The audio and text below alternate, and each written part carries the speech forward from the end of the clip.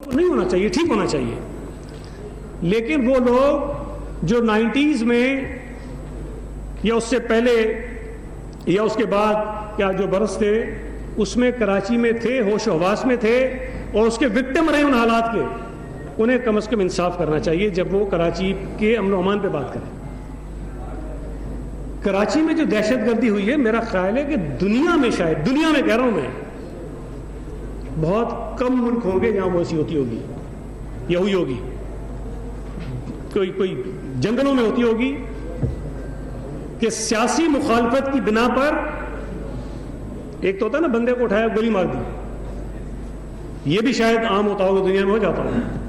لیکن اٹھایا، اس کے جسم میں ڈرل مشینیں چلائیں، ہتھوڑے سے کیلیں اور جو بڑے بڑے سوئے ہوتے ہیں وہ اس میں ٹھوکے تاکہ اذیتیں دے دے کر اس کو جو ہے مارا جائے، یا اگر زندہ چھوڑا جائے تو لوگوں کے لیے عبرت کا نشان بنا دیا جائے اس کو. اور جرم کیا ہے کہ وہ کسی کی سیاسی سوچ سے، نظریے سے اختلاف کرتا ہے، اس کو یہ کرو. یہ بہت بھیانک حالات تھے. ان حالات میں اگر کسی نے نظریے کی سیاست کی ہے، اصول کی سیاست کی ہے، اس دہشت گردی کے خلاف سیاست کی ہے، تو اس نے اپنے لیے نہیں، اپنی پارٹی کے لیے نہیں، اس شہر کے رہنے والے لوگوں کے لیے کی ہے. لڑائی کیا تھی کہ بابا یہ دہشت گردی نہیں ہونی چاہیے. یہ جو آپ لسانیت کی بنیاد پر، ایک زبان بولنے کی بنیاد پر، ایک علاقے سے تعلق کی بنیاد پر لوگوں کو مارتے ہو، تشدد کرتے ہو، اذیت کا اس کو نشانہ بناتے ہو، اس کو آزاد لوگوں کے لیے ایک عبرت کا نشان بناتے ہو، یہ غلط ہے. یہاں کئی پٹھانوں کو اس لیے مار دیتے تھے، حالانکہ رکشہ چلاتا تھا بیچارہ، پٹھانے مار دو، چوکیدارے مار دو، کوئی سندھی بیچارہ سندھی ٹوپی پہن کے مار دو، کوئی بلوچے مار دو. آخر میں تو جب سب سے لڑ کر سب سے اپنے وہ کر دیے تو پھر آپس میں جو اردو بولنے والے تھے ان کے گلے پڑے، جو ان کے ساتھ نہیں اس کو مار دو. تو یہ جو کراچی کا ماضی ہے دہشت گردی کے حوالے سے، بہت ہی خوفناک اور بھیانک ہے. اب اس میں اگر آپ تھوڑا اور غور کریں نا، یہ ساری چیزیں شروع کب ہوئی، کیسے ہوئی. ایم کیو ایم کا آغاز بھی ایک طلبہ تنظیم سے ہوا، اے پی ایم ایس ہو، بنیاد اے پی ایم ایس ہوئے، اس کے بعد ایم کیو ایم جو ہے وہ ابھری اس میں سے. تمام سیاسی نظریات کے حامل لوگوں کو اپنے نظریے کی پرچار کا حق ہے، چاہے وہ نیشنلسٹ پالیٹکس کرتے ہیں، چاہے وہ قومی سطح کی سیاست کرتے ہیں، چاہے وہ لیفٹ کی سیاست کرتے ہیں، وہ رائٹ کی سیاست کرتے ہیں، مذہبی سیاست کرتے ہیں، سب کو حق ہے. لیکن اس میں اختلاف دلائل کی بنیاد پہ ہوتا ہے، بحث کی بنیاد پہ ہوتا ہے. کرنا چاہیے، میری ایک سوچ ہے، اس سے اختلاف کسی کو ہو سکتا ہے، وہ اس کا حق ہے، وہ مجھ سے اختلاف رکھ سکتا ہے، اس کا طریقہ ہوتا ہے کہ مجھ سے بحث کرے گا. میری سوچ کی حامل جماعت کو ووٹ نہیں کرے گا، اس کی مخالف ووٹ کرے گا، جس سے اس کی سوچ ملتی ہے اس سے ووٹ کرے گا. دنیا کے مہذب معاشروں میں یہ ہوتا ہے. لیکن بدقسمتی سے ہمارے معاشرے میں سیاسی اور نظریاتی اختلاف کو دہشت گردی کے ذریعے دبانے کی کوشش کی گئی، اور اس کے پیچھے اس وقت کی حکومت تھی، ضیاءالحق تھا، اس وقت کی اسٹیبلشمنٹ تھی، وہ انہوں نے کیا. 86 سے پہلے یہ صورتحال ایسی نہیں تھی. جب 86 میں محترمہ واپس آئیں، ان کا لاہور کا استقبال ہو، کراچی کا استقبال ہو، یا پاکستان کے جس شہر میں وہ گئیں ان کا شاندار استقبال ہوا. پھر یہاں پہ سوچا گیا کہ یہ پیپلز پارٹی کو اور محترمہ کو کمزور کیسے کریں.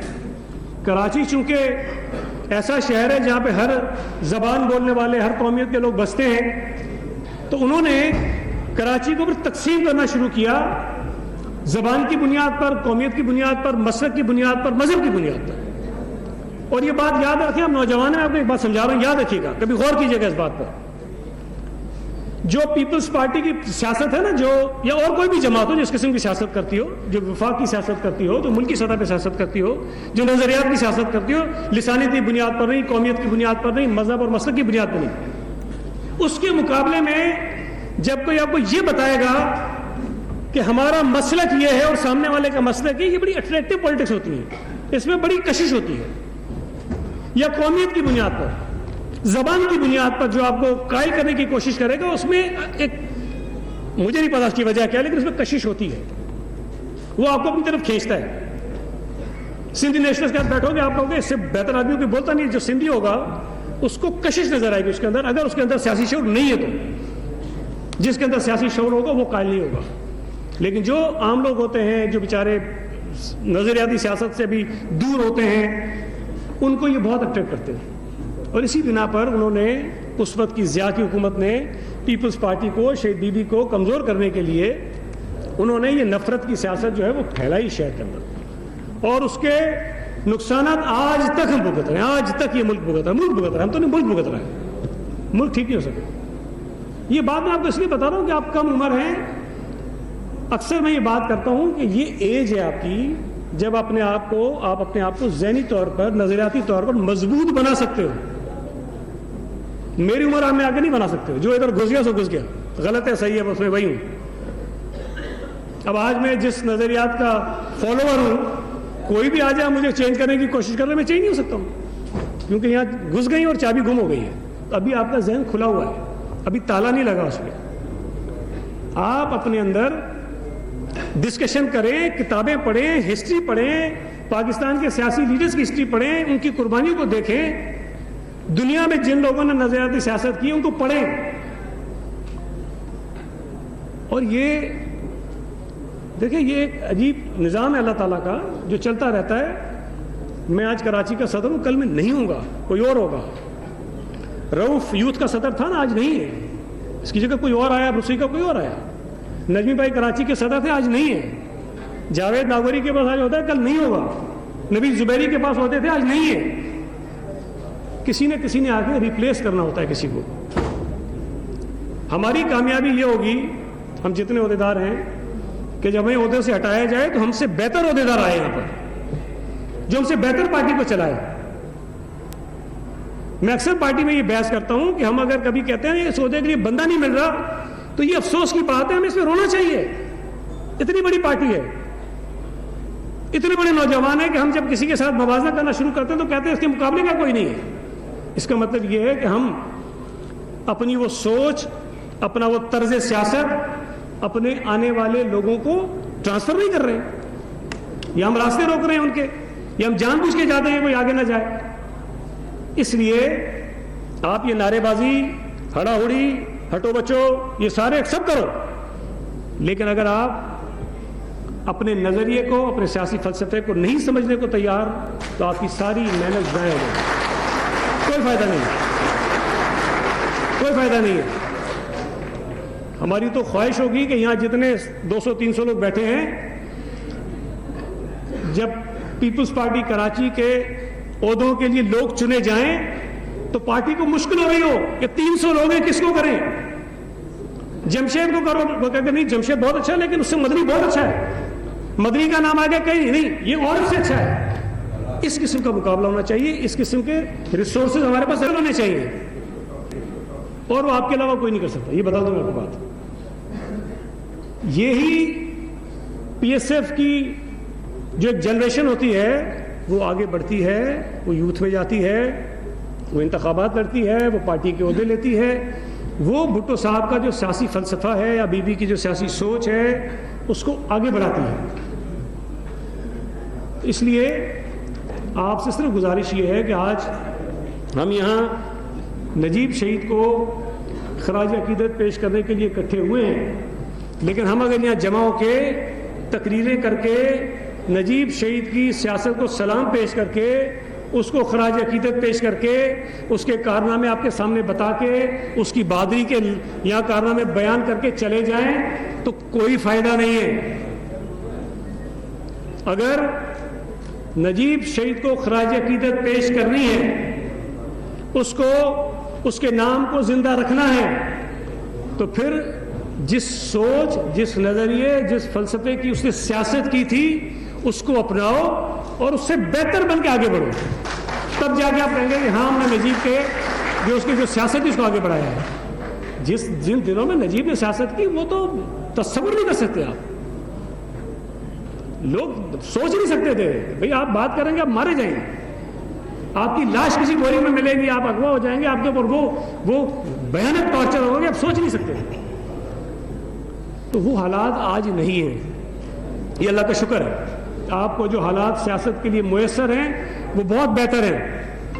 آپ پی ایس ایف کے جتنے عہدیداران ہیں, میں ان سے گزارش کروں گا کہ آپ ان کے لیے جو پارٹی کے پرانے سینئر لوگ ہیں, نظریاتی سے لوگ ہیں, جو پارٹی کے بنیادی فلسفے کو سمجھتے ہیں, ان کے ساتھ ان کی میٹنگز کرائیں. بڑی بورنگ ہوتی ہیں میٹنگز, وہ آپ کو بور لگتی ہیں, اس لیے کہ جب ہو سکتا ہے میری پتہ نہیں باتیں کتنی لوگوں کو اچھی لگ رہی ہیں, لیکن یہ بھی بور باتیں ہیں, دلچسپی نہیں ہوتی اس کے اندر لوگوں کی عام طور پہ. لیکن یہ بور باتیں سننے کی اپنے اندر عادت پیدا کریں کہ آپ ایک آدھ گھنٹہ سن سکیں.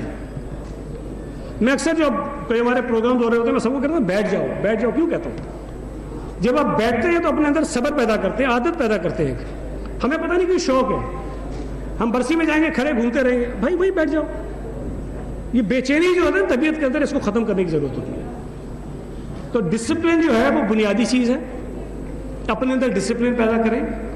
اگر آپ کو اپنا کوئی عہدیدار کہیں آپ کھڑے آپ کو کہ بیٹھ جاؤ تو بیٹھ جاؤ, اس پہ بحث نہیں ہو سکتی کہ کیوں بیٹھ جاؤ. آپ کو برا لگ رہا ہے ٹھیک ہے, لیکن آپ بیٹھ جاؤ. یہ اگر ڈسپلن ہم اپنے اندر پیدا نہیں کر سکتے ہیں تو باقی چیزیں جو ہیں آگے بڑھنا ہمارے لیے ممکن نہیں رہتا. ڈسپلن بنیاد ہے. ہم کہتے ہیں پارٹی ڈسپلن کی خلاف ورزی کر دی, یہ کر دی, بھائی یہ کہنے کی بات نہیں ہے, عملی طور پر اس کو ثابت کرنا پڑتا ہے. اور میں ہمیشہ کہتا ہوں کہ اپنی مرضی کے مطابق اگر ہماری کوئی چیز ہو رہی ہو تو ہم کہتے ہیں جی میں نے ڈسپلن کو مانگ لیا. نہیں, یہ ڈسپلن نہیں ہے. ڈسپلن ہے ہی وہی ثابت اس وقت ہوتا ہے جب آپ کی مرضی کے خلاف بات ہو رہی ہو اور آپ اس کو مانو. یہ کہتے ہیں کہ ڈسپلن کو آپ نے فالو کیا. میرے مزاج کے مطابق چیزیں ہو رہی ہیں, میں مان رہا ہوں بہت اچھا, ڈسپلن کا پابند بھائی نہیں ہے. میرے مزاج کے خلاف بات ہوئی ہے, مجھے اچھی نہیں لگتی بات, لیکن مجھے ماننی ہے. یہ کہتے ہیں کہ ڈسپلن. تو یہ پیدا کریں اپنے اندر, ورکر بنے. میں نے پہلے بھی کہا تھا آپ کے پروگرام میں, یہ نہیں چلتا ہے کہ میری آگے کھڑا ہو جاؤں, کرسی میری آگے ہونی چاہیے, ہونا چاہیے. نیچے بیٹھا کریں عام لوگوں کے ساتھ, اچھا لگتا ہے, آپ کی عزت بڑھتی ہے, آپ کے اندر عام لوگوں کے ساتھ جو آپ کی اٹیچمنٹ ہے وہ بڑھے گی. تو اگر آپ واقعتاً سیاست کرنا چاہتے ہیں, سیاست میں رہنا چاہتے ہیں, نظریاتی سیاست کرنا چاہتے ہیں, لوگوں کی خدمت کرنا چاہتے ہیں, اس ملک کی خدمت کرنا چاہتے ہیں, اپنے صوبے کی, اپنی شہر کی خدمت کرنا چاہتے ہیں, اپنی پارٹی لیڈرشپ کے نام کو آگے بڑھانا چاہتے ہیں, تو پھر کچھ نہ کچھ سیکھنا پڑے گا, سمجھنا پڑے گا, اپنے اعتبار کو بدلنا پڑے گا, تب جا کے کہیں ہم آگے بڑھیں گے. اور دوسری بات جو مجھ سے پہلے بھی لوگوں نے کہی, ساری چیزیں ٹھیک ہیں, لیکن اگر کوئی پی ایس ایف میں ہو اور پڑھے نہ تو پھر تو کوئی فائدہ نہیں ہے. ہمیں تو خوشی ہوگی کہ آپ میں سے کوئی پوزیشنز لیں, اچھی اچھی جگہوں پہ تعلیم حاصل کریں, پارٹی کا نام روشن کریں. ہم فخر سے کہیں کہ جی پی ایس ایف کا یہ عہدیدار تھا, اس نے فلاں یونیورسٹی میں داخلہ لیا اور فلاں اس نے پوزیشن لی. ہم ثابت کریں گے کہ سیاست کے ساتھ ساتھ ہمارے جو نوجوان ہیں وہ پڑھائی میں بھی بہت آگے ہیں. تو آپ جو ہیں تو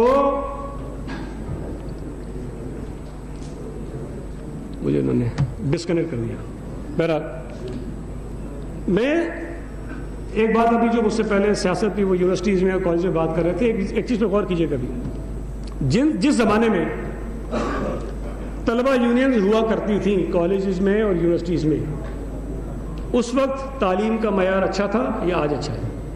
میرا خیال اس وقت اچھا تھا اس وقت, آج اچھا نہیں. جب ان پہ پابندی لگائی گئی تو اسی لیے پابندی لگائی گئی جو میں نے اتنی دیر بات کی نا ساری. ضیاء الحق نے یہ جو نرسری ہے جہاں سے سیاسی سمجھ بوجھ والے لوگ نکلتے ہیں, جو چیلنج کرتے ہیں حکمرانوں کو, جو چیلنج کرتے ہیں ڈکٹیٹرز کو, جو چیلنج کرتے ہیں آئین کو توڑنے والوں کو, اس نرسری کو ختم کر دیا جہاں سے یہ ذہن پروان چڑھتے ہیں. مقصد ایک ہی تھا یہ, بس باقی کچھ نہیں تھا. یہ سب ڈرامے بازی کی لڑائیاں ہو رہی ہیں, جھگڑے ہو رہے ہیں, وہ تو پھر بھی ہوتے رہے, اس کے بعد بھی ہوتے رہے سارے. اس کے بعد بھی لوگ مرتے رہے, یونیورسٹیز میں نوجوان مرتے رہے, سارے کالج میں مرتے رہے, اس کے بعد بھی ہوتا رہا. لیکن اس سوچ کو ختم کرنے کے لیے انہوں نے کیا اور شاید وہ بڑی حد تک کامیاب رہے. ہمارا پورا معاشرہ, پورا ملکی سطح کا جو معاشرہ ہے وہ ڈی پولیٹیسائز ہو گیا, غیر سیاسی ہو گیا. آج پی ٹی آئی کو اتنی سپورٹ تھی, لوگ تھے ساتھ اس کے, میں مانتا ہوں کہ جماعتیں, سیاسی جماعتیں لوگوں کی سپورٹ ہے, لیکن آپ ان کے ورکرز کو تو چھوڑیں, لیڈرز کے بیٹھے ہیں, سیاست کی الف بے کا نہیں پتا, آئین کا نہیں پتا, قانون کا نہیں پتا, نظام ریاست کا نہیں پتا. اب اگر ایسی سیاست پیپلز پارٹی کو بھی کاؤنٹ کر